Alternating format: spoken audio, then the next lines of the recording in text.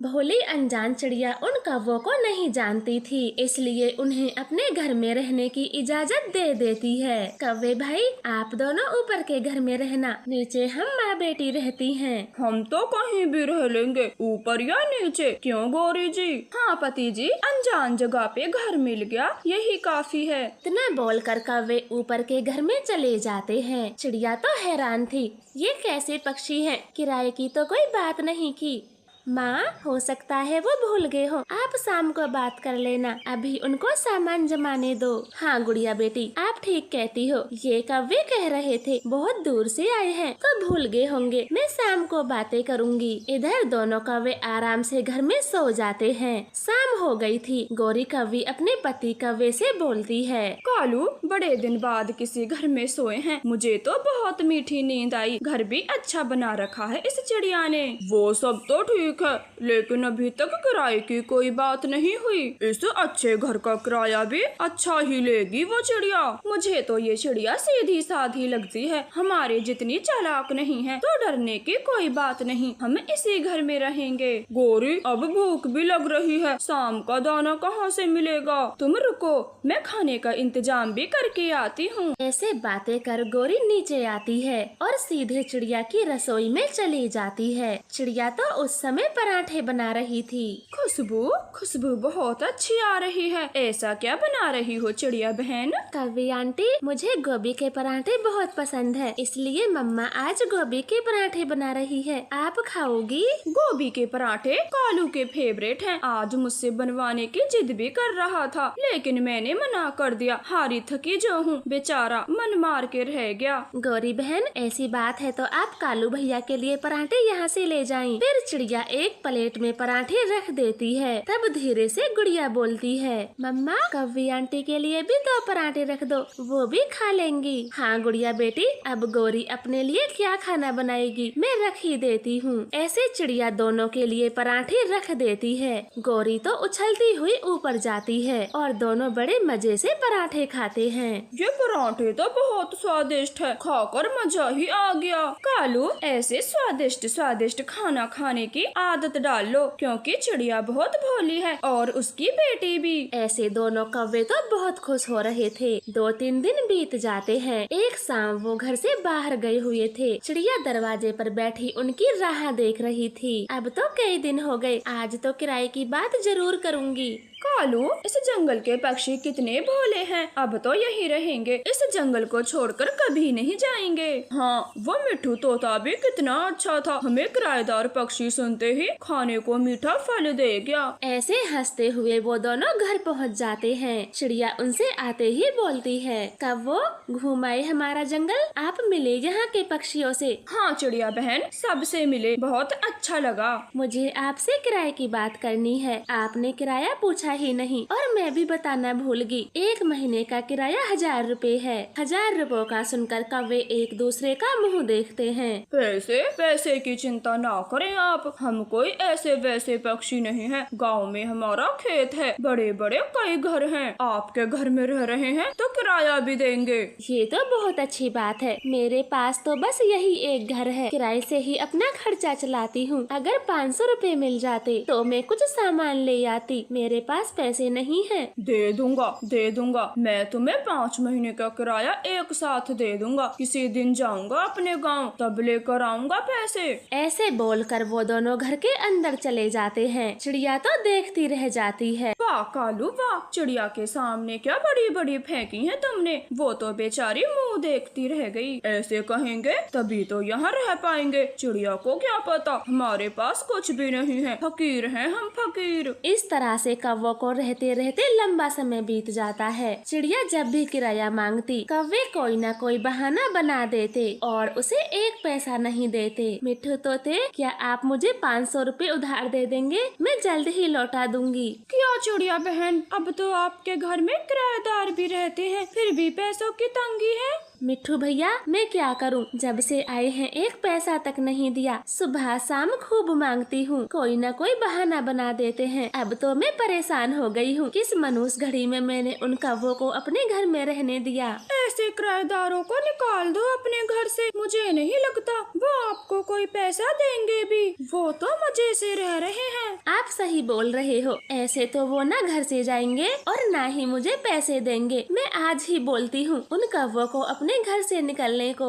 चिड़िया ऐसी नदी किनारे मिट्ठू से बातें कर रही थी, मगर कालू गौरी भी पेड़ के पीछे छुपे सब सुन रहे थे। कालू जी, ये चिड़िया तो हमें घर से निकालने की बात कर रही है। आप कुछ भी करें, हम इस जंगल से कहीं नहीं जाएंगे। वो ठहरी एक अकेली कमजोर चिड़िया, हम कौवे उससे नहीं डरने वाले। उसके घर को अपना बना लेंगे। ये सुनहरा मौका है, ऐसे नहीं जाने देंगे। फिर शाम को चिड़िया ऊपर जाती है। आप दोनों जब से आए हो एक पैसा तक नहीं दिया, अब बहुत हो गया। या तो मेरा हिसाब कर दो या फिर मेरे घर से निकल जाओ। ऐसे कैसे निकल जाएं? अब ये घर हमारा हो चुका है। पिछले 7 महीनों से यहाँ रह रहे हैं, और नहीं तो क्या, कल तक का समय तुम्हारे पास है। इस घर से कहीं दूर चली जाओ, वरना हमसे बुरा कोई नहीं होगा। झूठे मक्कारो, मेरे घर से मुझे ही जाने की धमकी दे रहे हो। मैं अपने घर को छोड़कर कहीं नहीं जाने वाली। ऐसे बोलकर चिड़िया वहाँ से नीचे आ जाती है। वो कर भी क्या सकती थी, क्योंकि कौवे ने तो अपने पंख में लाठी उठा ली थी।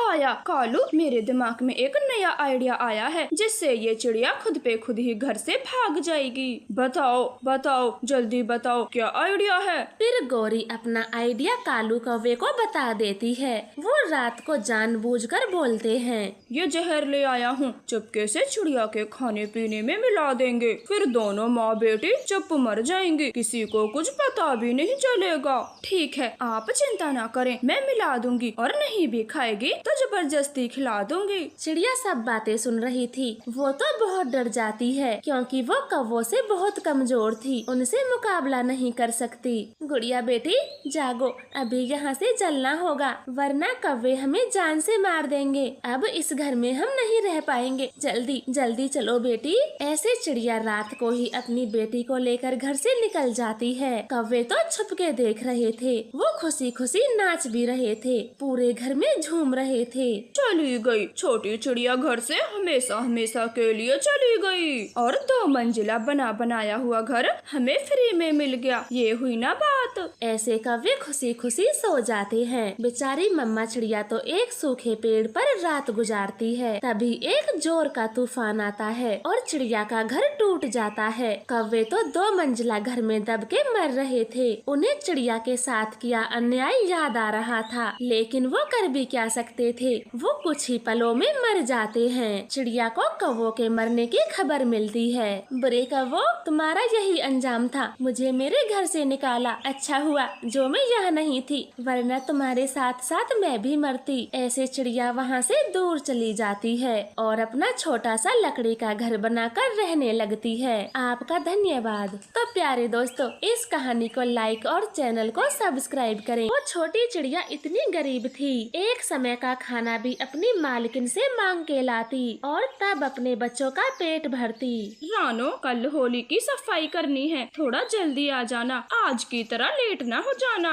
ठीक है मैम साहब, मैं कल जल्दी आ जाऊंगी, आप फिक्र ना करें। इतना बोलकर रानो चिड़िया वहीं पर खड़ी रहती है। तब गुस्से में गौरी मैम साहब बोलती है, अरे तुम अभी भी यहीं खड़ी हो, घर नहीं जाना? वो मैम साहब, बच्चों के लिए थोड़ा खाना दे देती तो बड़ी कृपा होगी। घर में राशन का एक दाना भी नहीं है, मेरे बच्चे कल से भूखे हैं। तेरा रोज रोज का यही नाटक बन गया है। मैं जो तनख्वाह देती हूँ वो कहाँ जाती है? मैम साहब, आप बस मुझे 2000 रुपए देती हो। इतने कम पैसों में महीने भर का गुजारा करना बड़ा मुश्किल होता है। ठीक है, अब ज्यादा ना बोल। फ्रिज में कल रात का खाना रखा है, वही ले जा। फिर रानो चिड़िया फ्रिज से खाना निकालती है और अपने बच्चों के लिए ले जाती है। उसके दोनों बच्चे भूख से तड़प रहे थे। मम्मा मम्मा, जल्दी खाना दो, हम कब से भूखे बैठे हैं। मेरे बच्चों, आज काम थोड़ा ज्यादा था, इसलिए मुझे देर होगी। ये देखे, मैं तुम दोनों के लिए दाल चावल लाई हूँ। आओ मेरे पास बैठ जाओ, मैं तुम्हें अपने पंखों से खिलाती हूँ। फिर रानो चिड़िया अपने बच्चों को पंख से खिलाती है और फिर सो जाती है। दूसरे दिन दोनों बच्चे नदी पे खेल रहे थे। तब गौरी मैम साहब का बेटा जग्गू कौवा वहाँ पर आ जाता है। देखे देखे, जग्गू के पास कितनी बड़ी पिचकारी है, मैंने पहले कभी नहीं देखी। क्योंकि ये पिचकारी जंगल के किसी भी बच्चे पे नहीं होगी। होगी, क्योंकि मेरे पापा यूएस से लाए हैं खास मेरे लिए। जग्गू, क्या एक बार तुम मुझे अपनी पिचकारी दिखाओगे? मैं अपने पंख में लेकर इसे चलाना चाहता हूँ। नहीं नहीं, ये बहुत महंगी आई है, मम्मा ने देने से मना किया है, मैं नहीं दूंगा अपनी पिचकारी। जग्गू कौवा ऐसे बोलता है, मगर गुड़िया का तो बहुत मन था। वो जग्गू से विनती करती है, प्लीज जग्गू भाई, मैं आपकी पिचकारी बस छू के देखूंगी, कोई तोड़ फोड़ नहीं करूंगी, कृपया मुझे एक बार देखने दे। मम्मा सही बोलती है, गरीब पक्षी पीछे ही पड़ जाते हैं, एक बार मना किया ना, मैं अपनी पिचकारी तुम्हें नहीं देता, भिखारी कहीं के। ऐसे बोलकर जग्गू कौवा अपनी पिचकारी गंदे नाले के कीचड़ से भरता है और चिड़िया के बच्चों के ऊपर मारता है। गुड़िया कुक्कू तो बिल्कुल कीचड़ में नहा जाते हैं। वहाँ पर मौजूद सभी बच्चे गुड़िया कुक्कू को देखकर खूब हंसते हैं। ये देखो, ये दोनों तो काले भूत बन गए, मजा आ गया जग्गू, मुझे तो मजा आ गया।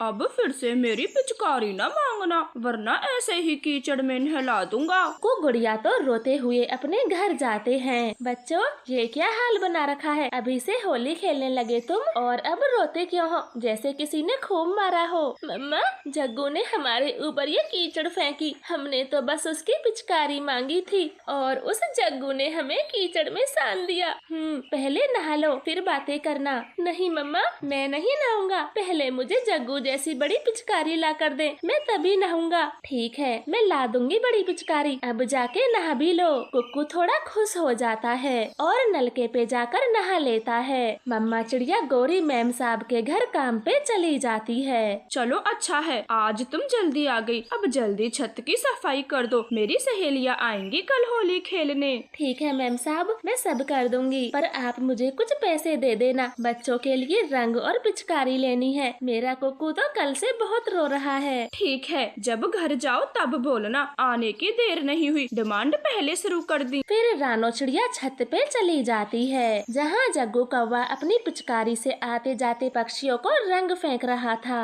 जग्गू बेटा, मुझे पूरी छत को धोना है, इसलिए आप अब नीचे चले जाएं। नहीं चिड़िया आंटी, मैं यहीं खेलूंगा, आप अपना काम करो। ऐसे मना करने पे भी जग्गू कौवा वहाँ से नहीं जाता।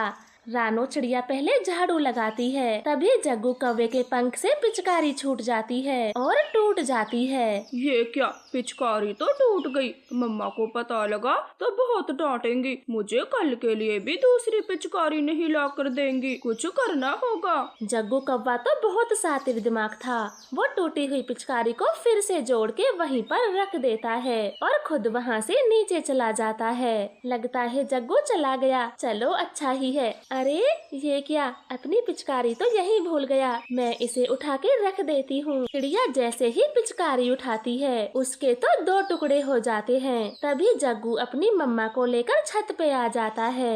देखो मम्मा, जल्दी देखो, चिड़िया आंटी ने मेरी पिचकारी को तोड़ दिया, मैं एकदम सही पिचकारी रख के गया था। क्यों रानो चिड़िया, तुमने पिचकारी को क्यों तोड़ा, कुछ पता भी है? पूरे 1000 रुपए की थी ये बड़ी पिचकारी। गौरी मैम साहब, मैं क्यों तोड़ूंगी पिचकारी? बच्चे के कहने से मुझ पे झूठा इल्जाम ना लगाएं, मैं तो बस इसे उठा के रख रही थी, ये पहले से ही टूटी हुई थी। मम्मा, सुबह पिचकारी को कुक्कू और गुड़िया मांग रहे थे, मैंने देने से मना कर दिया, इसीलिए चिड़िया आंटी ने पिचकारी को तोड़ दिया। छी चिड़िया, तुमसे ये उम्मीद नहीं थी, बच्चे ने मना क्या कर दिया, तुमने बदला लिया, तुरंत मेरे घर से निकल जाओ, मुझे नहीं रखनी ऐसी नौकरानी। नहीं मैम साहब, ऐसा मत करो, मैं सच बोलती हूँ, मैंने पिचकारी को नहीं तोड़ा। सुना नहीं, मैंने क्या कहा, निकलो मेरे घर से। ठीक है मैम साहब, मैं चली जाऊंगी, मेरे पैसे दे दें, आज तक का मेरा हिसाब कर दें। अब किस बात का हिसाब, तूने जो ये पिचकारी तोड़ी है उसकी भरपाई कौन करेगा, 1 पैसा तक नहीं मिलने वाला तुझे। ऐसे गौरी मालकिन रानो चिड़िया को काम से निकाल देती है और उसके पैसे भी नहीं देती। वो दुखी मन से अपने घर जाती है। मम्मा,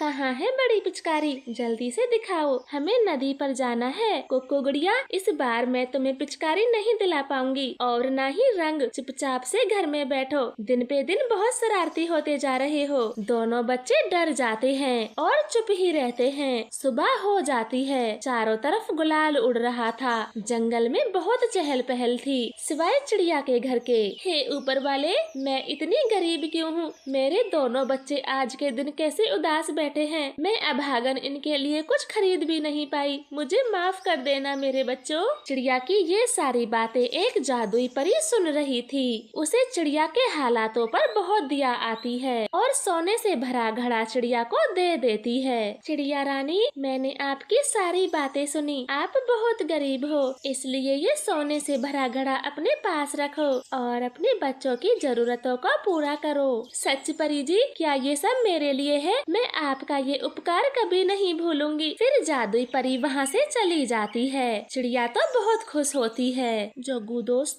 ये कल वाली पिचकारी तो नहीं है, फिर क्या आज आप नई ले आए? हाँ, ये दूसरी पिचकारी है। पहली वाली मुझसे टूट गई थी, इसीलिए मम्मा ने नई ला कर दी है। गौरी अपने बेटे की बातें सुन लेती है। वो तो तुरंत ही चिड़िया के घर चली जाती है। चिड़िया बहन, मुझे माफ कर दे। मैंने जग्गू की झूठी बातों पे यकीन किया और तुम्हें बेइज्जत करके काम से निकाला। प्लीज मुझे माफ कर दो और फिर से काम पे चलो। गौरी मैम साहब, मुझे बहुत खुशी हुई जो आप मेरे घर आई। ये लो, होली की गुंजिया खाओ। लेकिन अब मैं काम पर नहीं आ सकती, मेरे बुरे दिन बदल गए हैं। मैं बहुत खुश हूँ। फिर चिड़िया गौरी कवि को गुंजिया खिलाती है और रंग लगाती है। प्यारे दोस्तों, आपको हमारी तरफ से होली की ढेर सारी शुभकामनाएं। आपका धन्यवाद।